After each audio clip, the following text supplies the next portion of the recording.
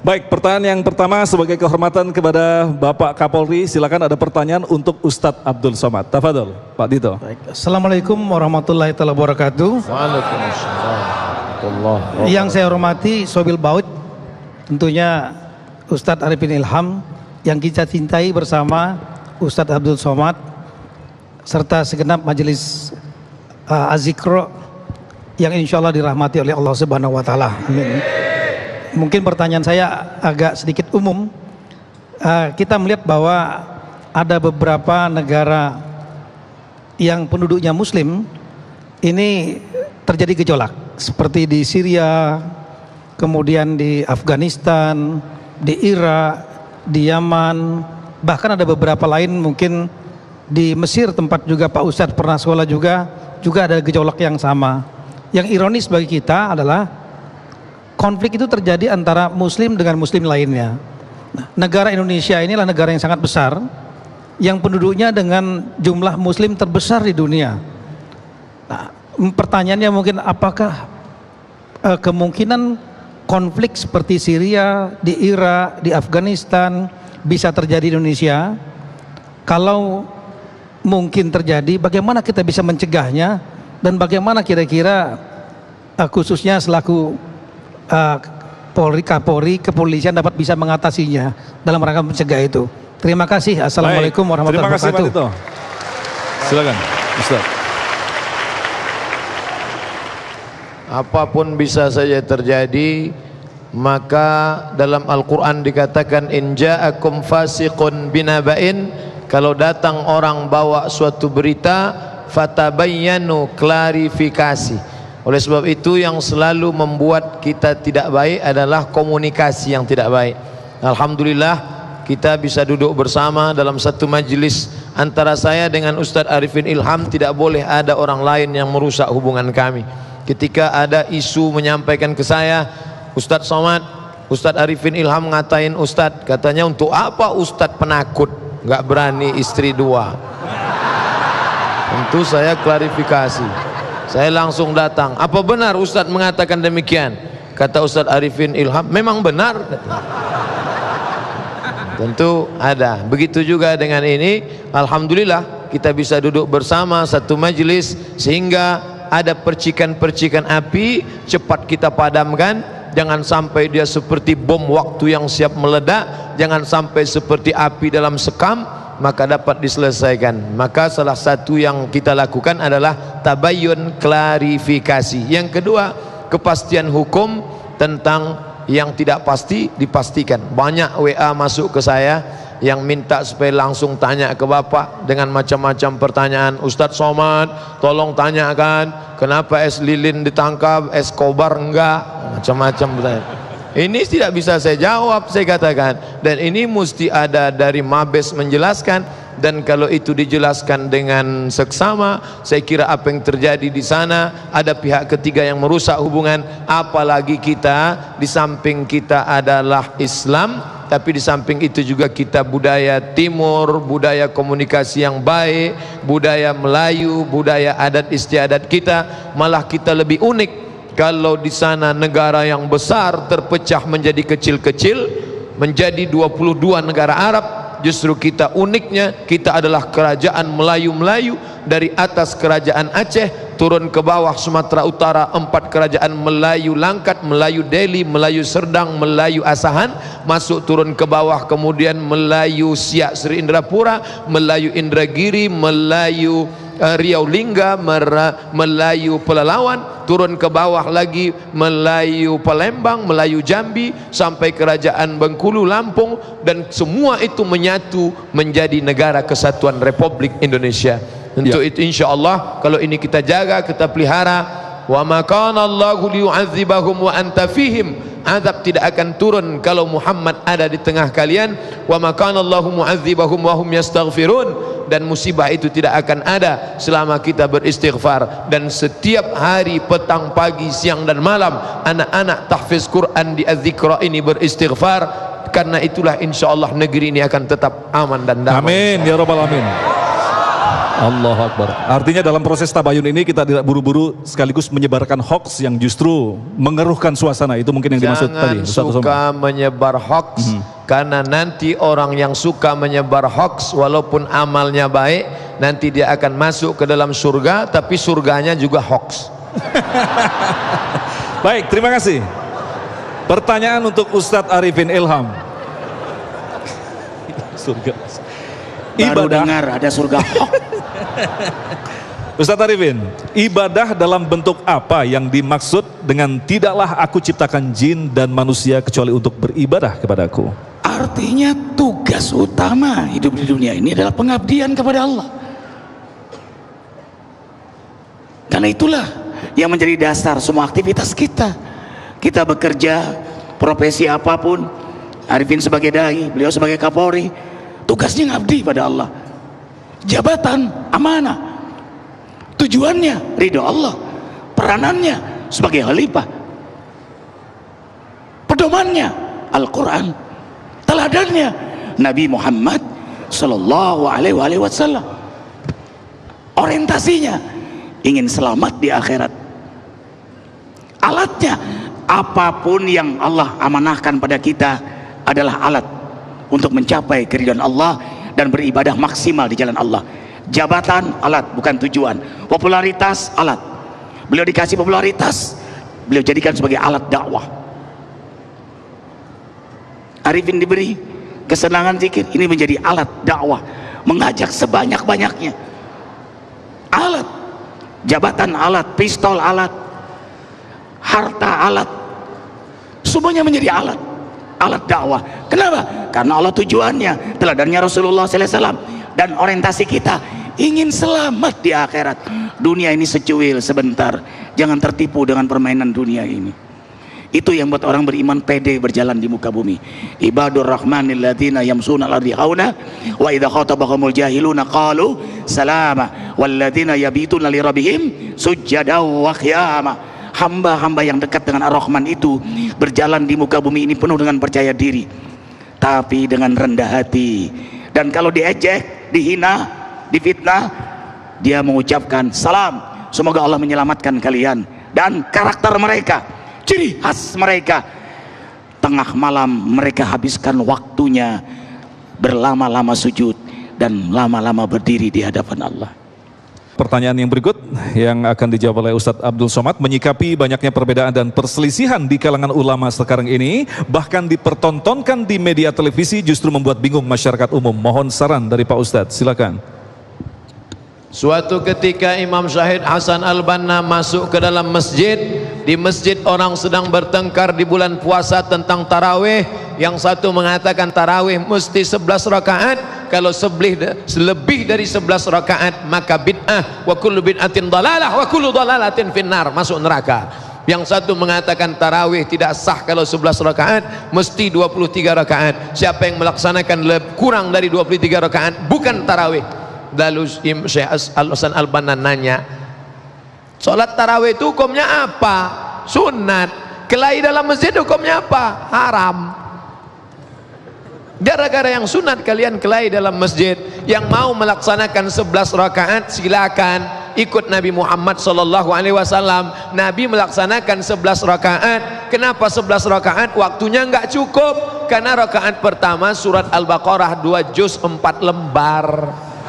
Sedangkan pada masa Umar bin Khattab, umat tidak sanggup tegak lama, maka diangkatlah imam namanya Ubay bin Ka'ab. Kata Umar, Ubay, ayatnya jangan panjang-panjang, satu malam 1 juz saja, tapi rakaatnya ditambah menjadi 20, tambah witir 23 rakaat. Oleh sebab itu kata para ulama, maka tarawih itu pilihannya 2. Kalau ayatnya panjang, rakaatnya dikit. Kalau ayatnya pendek, rakaatnya banyak. Umat kita cerdas, dia kombinasikan antara 2, rakaatnya dikit, ayatnya pendek. Maka selalu saya sampaikan, marilah kita belajar fikih perbandingan mazhab. Membaca basmalah dalam Fatihah menurut mazhab Hanafi dan Hambali sir. Menurut mazhab Syafi'i jahar. Masjid ini pakai mazhab Syafi'i. Bismillahirrahmanirrahim. Tapi kalau Hanafi dengan Hambali sir. Alhamdulillahi Rabbil Alamin Ar-Rahmanir-Rahim. Sedangkan Maliki nggak pakai bismillah sama sekali. Saya tinggal di Maroko 2 tahun, nggak ada dengar baca bismillah. Allahu Akbar, Alhamdulillahi Rabbil Alamin. Tidak usah dipermasalahkan selama dia pakai Fatihah sah. Tapi kalau kita sudah tahu masjid ini pakai bismillah jahar, jangan kita rusak. Saya tahu saudara saya dari kalangan Muhammadiyah bismillahnya sir, karena majelis tarjihnya pakai mentarjihkan mazhab Hanafi dan Hambali. Maka saya 2 tahun ceramah di masjid Muhammadiyah, nggak pernah sekalipun mau jadi imam. Setiap kali diminta, Ustadz silakan maju, atuk, karena ingin menjaga persatuan. Wallahu a'lam bishawab. Baik, terima kasih Ustadz Arifin. Mohon dijelaskan kaidah-kaidah dalam bertabayun. Subhanallah walhamdulillah, seorang mukmin dia diberi oleh Allah keindahan pemahaman. Kita diciptakan oleh Allah posisi mulut di tengah-tengah nih, di antara 2 mata, 2 telinga, dan otak di sini. Ini artinya apa? Lihat dulu. Dengar dulu. Dengar 2 pihak. Lihat 2 belah pihak. Lalu pikirkan baik-baik, baru bicara. Fakir qabla an ta'jima. Pikir baik-baik sebelum kita bicara. Orang beriman itu hemat dalam bicara, sehingga tidak gampang diprovokasi karena dia cerdas. Az-zihnu, walaupun berbeda kecerdasan biasa dengan az-zihnu. Az-zihnu itu kecerdasan buah hadiah dari Allah karena ia sering sujud di hadapan Allah berlama-lama. Az-zihnu adalah kecerdasan menyelesaikan urusan dunia dalam hidayah Allah. Arifin ulang, az-zihnu adalah kecerdasan menyelesaikan urusan dunia dalam hidayah Allah, buah dari mujahadahnya sujud lama di tengah malam. Az-zihnu, sehingga dia selamat. Kita apa saja ditelan, apa-apa aja kita share. Arifin setiap dapat berita, Arifin tabayun, Arifin tanya, gimana ini? Benar nggak ini? Benar nggak ini? Oh, fitnah. Ini Bapak Kapolri, segala berita tentang Arifin tanya langsung ke beliau, benar? Tentang Habib, Arifin tanya langsung ke Habib, ini benar? Selamat. Ini ada fitnah baru buat Arifin. Itu istri Ustaz Arifin itu udah 4. Wah, Arifin nggak marah. Ini fitnah yang Arifin tunggu-tunggu. Harus diaminkan begitu, Gey, ya. Baik, Masya Allah. Ustadz Abdul Somad, apakah dalam melaksanakan visi dan misi Muslim kita menggunakan kendaraan politik dibenarkan dalam agama? Berpolitik dalam agama. Sab'atun yuzilluhumullah, 7 manusia yang akan dapat naungan Allah. Yauma la zilla illa zilluh. Hari itu tidak ada naungan kecuali naungan Allah. Saat itu tidak lagi ada atap masjid. Wa takunul jibalu kal ihnil manfus. Gunung-gunung, bukit-bukit seperti bulu kambing yang dihembus angin. Di mana tempat kita bernaung, tapi ada yang dapat naungan. Yang pertama dapat naungan bukan ustadz. Yang pertama dapat naungan itu siapa? Imamun adilun, pemimpin yang adil. Makanya kalau engkau punya bakat politik, jangan berkoar di luar, calonkan dirimu, perbaiki umat dengan kekuasaan. Allahumma rzuqna imaman adila, berikan kami pemimpin yang adil. Seandainya doamu makbul dan doa itu cuma 1 saja, kata Imam Ahmad bin Hanbal yang dikutip oleh Syekh Yusuf Al-Qaradawi, seandainya doamu makbul dan doa itu cuma 1 saja, jangan kau minta istri solehah karena yang menikmatinya hanya kau saja, tapi mintalah pemimpin yang adil. Dengan itu seluruh negeri akan merasakan ketenangan, kenyamanannya. Jadi masalah orang muslim, dia mesti pentingkan politik. dalam kitab Fiqhud Daulah, min Fiqhid Daulah, fikih negara, ketika engkau mencoblos, saat kau tusuk kertas itu, paku ke kertas, saat itu kau sedang bersaksi di hadapan Allah, aku hamba Allah bersaksi, orang ini layak menjadi pemimpinku di masa akan datang. Gunakan telinga, dengar berita baik-baik, pasang mata, lihat, awasi, dan jangan lupa renung pikir, solat istikharah. Usolli sunnatal istikharah politik lillahi ta'ala. Setelah itu pilihlah ibu. Ibu sudah salat istikharah? Sudah. Yang mana yang dipilih? Yang gambarnya ini Pak Ustadz. Kenapa pilih yang ini? Dia sudah ngasih rebana 1 set, surat Yasin 3, baju kaos 2, sarung 1. Merek apa? Rahasia. Maka tuluskan, ikhlas karena Allah subhanahu wa ta'ala. Jangan kelahi hanya karena beda pilihan, karena perkelahian kita hanya akan merusak kebangsaan. Allahu Akbar. Baik, pertanyaan terakhir barangkali untuk Ustadz Arifin Ilham dalam waktu yang sangat singkat ini. Bagaimanakah sesungguhnya visi dan misi seorang istri yang baik bagi suami dan keluarganya? Pertanyaan paling pas untuk beliau ini sebenarnya nih. Silakan, Yai. Dunia ini perhiasan, dan perhiasan dunia terindah mengalahkan apapun adalah istri yang saleh. Jangan pernah ajarkan istrimu mencintaimu, tapi ajarkanlah istrimu, duhai Ustadz Abdul Somad, mencintai Allah dan Rasulnya.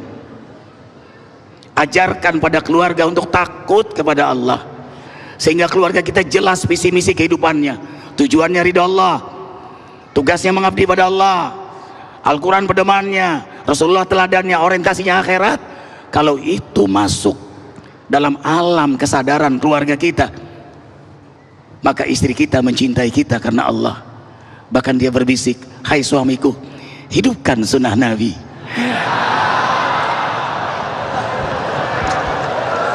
Masya Allah. Ustadz ada tanggapan Ustadz?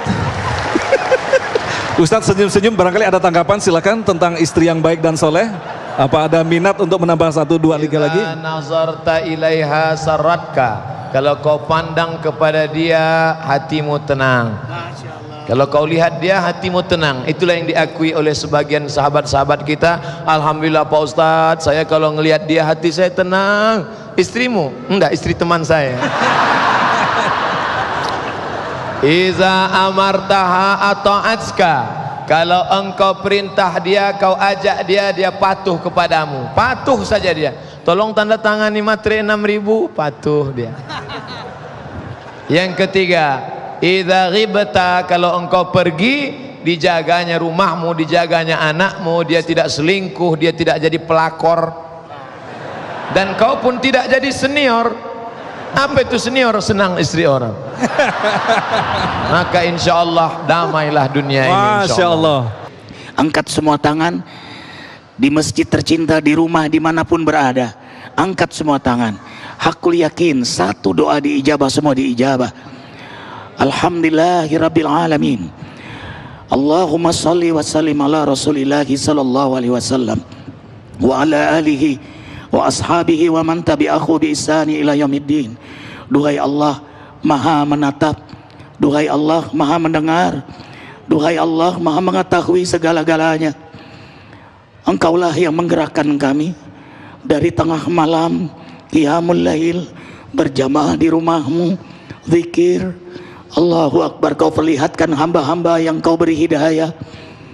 Kau tuntun kami duduk bersama ulama, umara, umat, seluruh kaum muslimin muslimat yang menyaksikan. Semua adalah iradah qudrahmu. Tidak ada yang paling kami inginkan dalam setiap gerak kami ini, kecuali engkau merahmati kami dengan ampunanmu. Ampunilah seluruh dosa kami, dari mulai akil balik hingga engkau muafatkan kami. Ampunilah seluruh dosa kedua orang tua kami, guru-guru kami, keluarga, anak, cucu, keturunan kami, seluruh jamaah zikir, seluruh umat Nabi Muhammad Sallallahu Alaihi Wasallam. Selamatkan saudara kami di Palestina, di Afgan, di Irak, di Suriah, di Mesir, di Yaman, di Afrika Tengah, di Uighur Cina, di Kashmir India, di Rohingya Myanmar, di Patani Thailand, di Moro Filipina, wa jamil mujahidin, wa ja'alna minhum ya rabbal alamin. Ya Allah, berkahilah negeri kami di pilkada tahun ini ya Allah. Kau hadirkan pemimpin-pemimpin yang saleh, yang bertakwa kepadamu, teladan bagi kami, mengajak kami takut kepadamu. Berkahilah TNI Polri kami dengan kesolehan, ketaatan kepadamu, dan membawa keberkahan untuk negeri kami tercinta. Hasbunallah wa ni'mal wakil, ni'mal maula wa ni'man nasir, la haula wa la quwata illa billahil aliyyil azim. Sama-sama, Rabbana atina fid dunya hasanah wa fil akhirati hasanah wa qina adzaban nar.